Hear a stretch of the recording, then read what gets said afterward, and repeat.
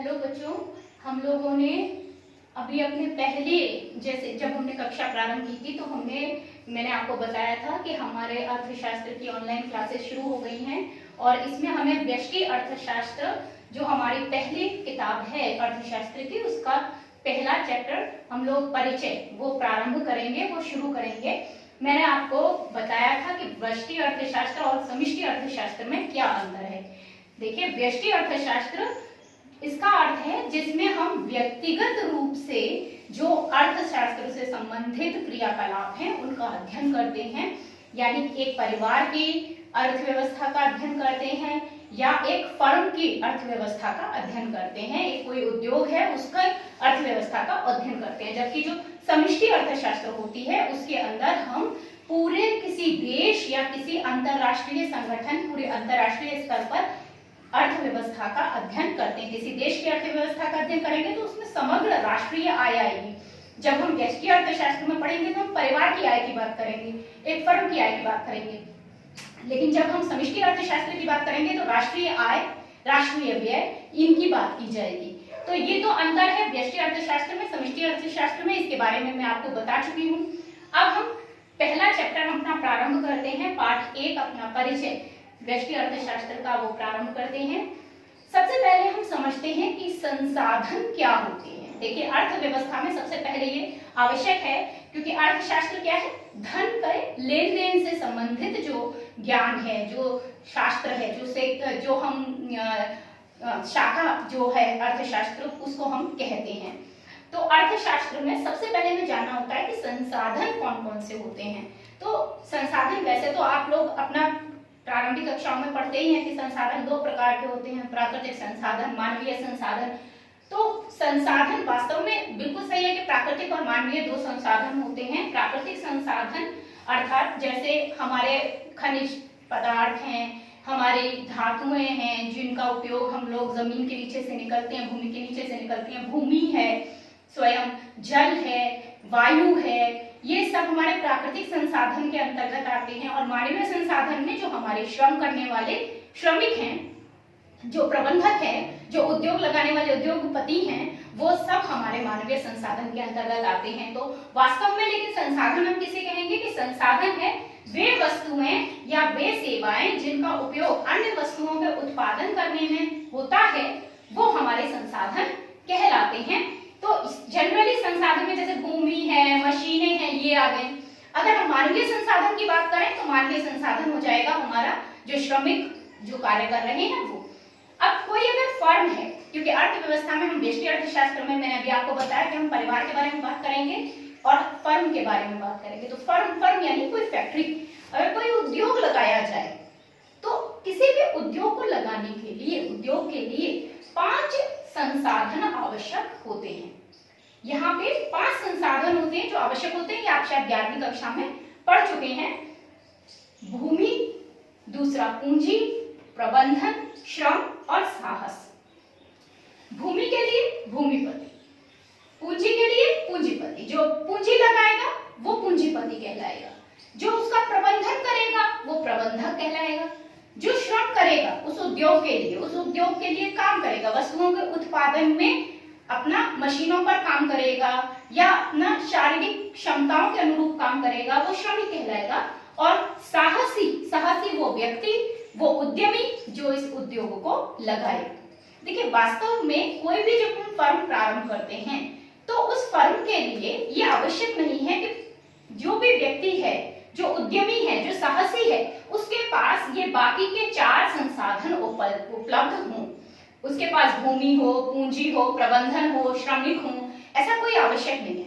ये सब संसाधन उसे जोड़ने पड़ते हैं। मान लीजिए किसान है, अब किसान को फसल उगाना बहुत अच्छे से आता है, लेकिन ये आवश्यक नहीं कि उसके पास उतनी भूमि हो कि वो उस पर कृषि कर सके। तो उसे भूमि की आवश्यकता है अगर वो कृषि करना चाहता है।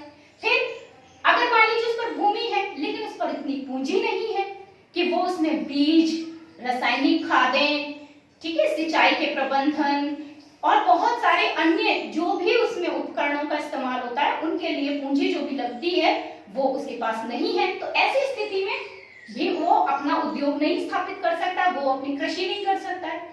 और मान लीजिए उसमें भूमि और पूंजी है लेकिन उसका प्रबंधन नहीं हो पा रहा, या उसके पास भूमि काफी बड़े लेवल पर है, बहुत एकड़ में फैली हुई है, वो अकेला उस भूमि को नहीं कर सकता, पूरी तरह से उस पर कृषि नहीं कर सकता, तो उसे श्रमिकों की आवश्यकता पड़ेगी। यानी कहने का अर्थ है, ये आवश्यक नहीं है कि जो एक उद्यमी है उसके पास ये सारे जो संसाधन है वो एक साथ उपलब्ध हों। तो जब ये पांचों संसाधन मिल जाते हैं तब एक फर्म सही ढंग से किसी वस्तु का या सेवा का उत्पादन कर पाती है। तो किसी भी वस्तु के उत्पादन के लिए, किसी फर्म को शुरू करने के लिए, प्रारंभ करने के लिए ये 5 संसाधन होना आवश्यक है। ये 5 संसाधन हमारे पास होंगे तो फर्म लग पाएगी, अदरवाइज फर्म नहीं लग पाएगी। अब जो हमारी भूमि, पूंजी, प्रबंधन, श्रम, साहस है, इन सब के ये तो संसाधन है ना। ये बाकी इसमें और मशीनें हैं, औजार हैं, ये तो इसके अंतर्गत आ जाते हैं। जब हम प्रबंधन करेंगे तो ये सब इनके अंतर्गत आ जाएंगे। तो ये सारे जो संसाधन हैं, इन सभी संसाधनों का, किस संसाधन का कितना उपयोग हमको करना है, कौन सा संसाधन हमको कितनी मात्रा में लगाना है।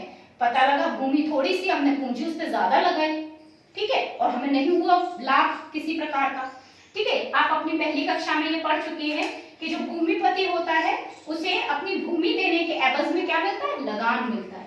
जो पूंजीपति होता है उसे अपनी पूंजी देने के एवज में ब्याज मिलती है। जो प्रबंधक होता है उसे वेतन मिलता है अपना प्रबंधन करने के लिए, क्योंकि उसने भी कार्य किया है तो उसे वेतन मिलता है। और जो श्रम करता है वो श्रमिक, उस श्रमिक को मजदूरी मिलती है। इसी प्रकार जब इन सभी को इनका शेयर मिल जाता है, इनका भाग मिल जाता है, तो जो बचता है बाद में पूरी आय से, वो आय का अंतिम भाग वो उस उद्यमी को प्राप्त होता है लाभ के रूप में। तो हमें अधिक से अधिक लाभ हो, उद्यमी को अधिक से अधिक लाभ हो, इसके लिए उद्यमी प्रयास करता है। और इसके लिए भूमि, पूंजी, प्रबंधन, श्रमिक, इन सभी का एक निश्चित अनुपात होना आवश्यक है। कौन सा संसाधन हमें कितनी मात्रा में प्रयोग करना है, ये जानना बहुत जरूरी है।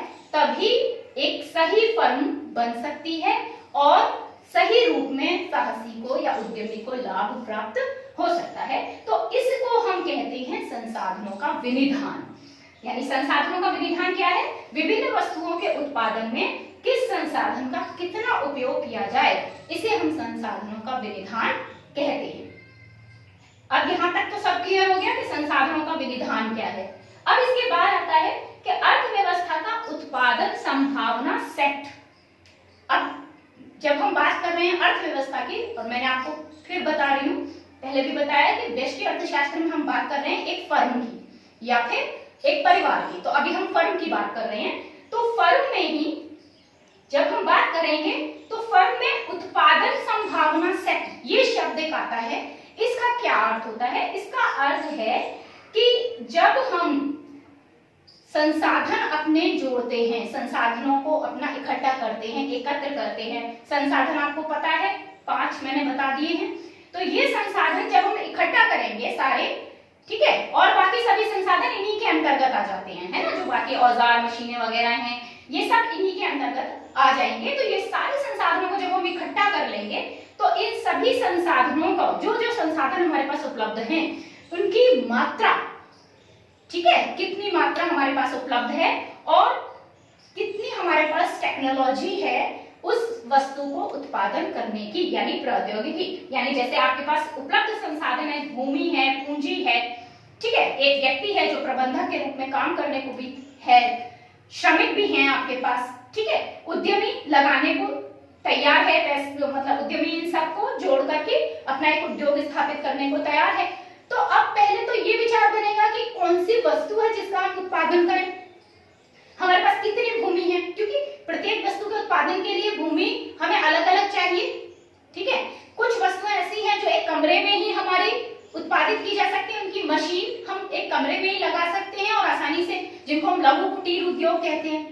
और कुछ ऐसे भी संसाधन, मतलब ऐसे भी उद्योग हैं जो बहुत बड़े लेवल पर होते हैं, जैसे चीनी मिल है, अगर आप मिल बात करें, चीनी मिल है आपकी, जैसे रिफाइनरी है, तो ये तो तो बहुत बड़े लेवल पर होती है। तो इन को लगाने के लिए हमें भूमि ज्यादा चाहिए, पूंजी ज्यादा चाहिए। तो ये देखना आवश्यक है कि हम किस वस्तु का उत्पादन करें या किस सेवा का हम उत्पादन करें। ठीक है, तो ये जो हमारी उपलब्ध संसाधन है, इनकी मात्रा और हमारी टेक्नोलॉजी की नॉलेज कितनी है, हम कितना जानते हैं उनको, उस वस्तु को उत्पादन करने के लिए। अब देखिए, एक वस्तु को उत्पादन करने के लिए मशीनें भी कई तरह की आती हैं।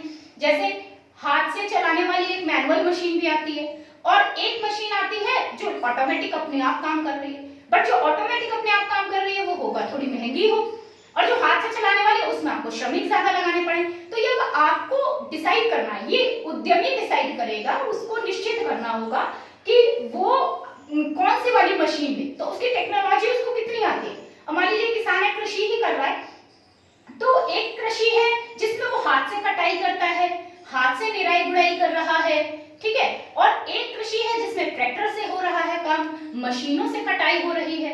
तो हमारी टेक्नोलॉजी की नॉलेज कितनी है, हम मशीनों के बारे में कितनी जानकारी रखते हैं, हम प्रौद्योगिकी के बारे में कितनी जानकारी रखते हैं, इन सब बातों के द्वारा हम ये डिसाइड करते हैं। जो एक हमारा उद्यमी होगा, जो हमारे फर्म लगाने वाला उद्योगपति है, वो उपलब्ध संसाधनों की मात्रा से और प्रौद्योगिकी ज्ञान के द्वारा उत्पादित की जाने वाली सभी वस्तुओं, ठीक है, और सेवाओं के संवाहित समूह, जो भी समूह उसका बन सकता है, जितनी वस्तुओं का उत्पादन वो कर सकता है, वो पहले निश्चित करता है कि उसे कौन कौन सी वस्तुओं का उत्पादन करना है, उसके पास कितनी भूमि है, कितनी पूंजी है, कितने श्रमिक हैं, इसके आधार पर कैसी मशीनें हैं, इन सब के आधार पर वो ये निश्चित करता है कि उसे कितनी वस्तुओं का उत्पादन करना है, कौन कौन सी वस्तुओं का उत्पादन करना है, और जो ये संभावना वो तैयार करता है, इसको हम कहते हैं उत्पादन संभावना सेट। ये हमारा उत्पादन संभावना सेट कहलाता है। अब इसके बाद एक छोटी सी चीज और मैं इसी में बता देती हूँ आपको, ये भी आप अपने पहले पढ़ चुके हैं, पिछली कक्षा में आप जान चुके हैं, लेकिन फिर भी मैं आपको थोड़ा सा बता देती हूँ। बात करते हैं हम बाजार की, कि हमारा जो बाजार है, याद हो मैंने आपको बताया पहले, हम लोग ये चीज समझ लेते हैं, आप लोग कक्षा 11 में ये चीजें पढ़ चुके हैं, कि एक होता है हमारा उत्पादक, ठीक है, और फिर इसके बाद आता है आपका विनिमय, और फिर इसके बाद आता है हमारा उपभोग। ये तीन बहुत महत्वपूर्ण हमारे एस्पेक्ट्स हैं, बहुत महत्वपूर्ण हमारे पक्ष हैं, जो पूरे बाजार की नींव रखते हैं, या कहिए कि पूरी अर्थव्यवस्था की नींव रखते हैं। ठीक है, कोई भी वस्तु है, सबसे पहले हमें जिस वस्तु की आवश्यकता होती है, वो, क्योंकि आवश्यकता से ही कोई भी वस्तु का उत्पादन होता है। जब तक उस वस्तु की हमें आवश्यकता नहीं है, वो वस्तु का उत्पादन भी संभव नहीं है। देखिए, आज से पहले लोग अपने पुराने समय में कपड़े अपने आप धोते थे, ठीक है, अब वॉशिंग मशीन आ गई है, क्योंकि अब लोगों के पास समय नहीं है कपड़े धोने के लिए। तो जब हमें आवश्यकता महसूस हुई कि ये कार्य करने में कठिनाई हो रही है, समय लगता है और समय है नहीं, तो ऐसी स्थिति में इस आवश्यकता ने जन्म दिया किसके उत्पादन को? वॉशिंग मशीन के उत्पादन को। तो इस प्रकार वॉशिंग मशीन का उत्पादन प्रारंभ हुआ। ऐसे ही और भी बहुत सारी वस्तुओं की हम बात कर सकते हैं, जैसे हाथ से चटनी पीसी जाती थी, अभी क्या होता है कि मिक्सी से पीसी जाती है, समय बचाने के लिए, ठीक है।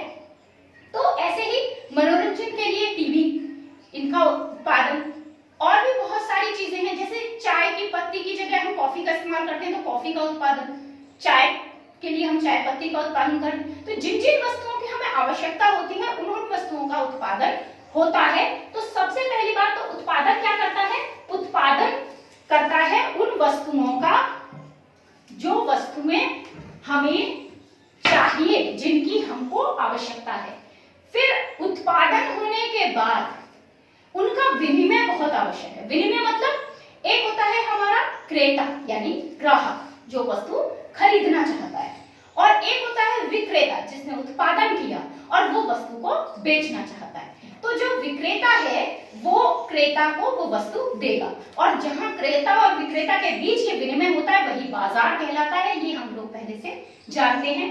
तो बाजार क्या है कि जिसमें क्रेता और विक्रेता के बीच परस्पर वस्तुओं का आदान प्रदान होता है और उस वस्तु की जो मूल्य है, जो कीमत है, उसके अनुपालन में उस वस्तु के वो जो वस्तु का मूल्य है वो चुकाया जाएगा क्रेता के द्वारा और विक्रेता उसके बदले में उसको वस्तु देगा। तो इस प्रकार विनिमय होगा, आदान प्रदान होगा और फिर जो भी वस्तु विनिमय हुआ वो वस्तु उपभोग की जाएगी उस क्रेता के द्वारा। अगर क्रेता उस वस्तु का उपभोग नहीं करता है, ग्राहक उस वस्तु का उपभोग नहीं करता, तो वो दोबारा उस वस्तु की आवश्यकता महसूस नहीं करेगा। अगर आवश्यकता महसूस नहीं होगी तो फिर उस वस्तु का दोबारा उत्पादन भी संभव नहीं होगा। इसलिए इन तीनों के बीच में एक क्रम लगातार चलता रहता है, ये एक चक्र चलता रहता है। किसी वस्तु का उत्पादन, फिर उसका विनिमय, विनिमय यानी विक्रेता से किसके पास जाना, उसका क्रेता के पास, ठीक है, और उसके बाद फिर वहां से उसका उपभोग हो जाना। ये हमारे अर्थव्यवस्था की 3 आधार स्तंभ है और महत्वपूर्ण कड़ी है। आज के लिए इतना ही।